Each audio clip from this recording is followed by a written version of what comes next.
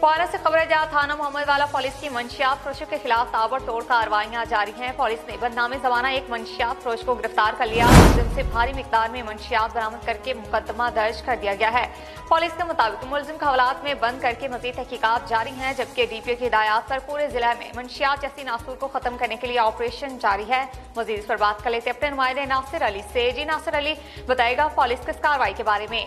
جی بالکل، district police officer Imran Ahmed Malik کی ہدایت پر بھوانہ پولیس کی منشیات فروشوں کے خلاف کارروائیاں جاری ہیں۔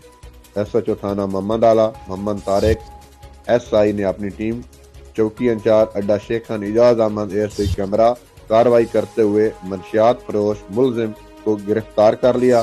ملزم کی شناخت ظہیر احمد کے نام سے ہوئی ہے، جو کہ چک نمبر 223 رمانہ تحصیل بھوانہ کا رہائشی ہے، جس کے قبضے سے 2150 گرام چرس برآمد ہوئی۔ پولیس کے مطابق ملزم ظہیر کے خلاف مقدمہ درج کر لیا گیا ہے اور مزید کارروائی کا عمل جاری ہے۔ جی بہت شکریہ ناصر علی، آپ ہم تفصیلات رکھے گا۔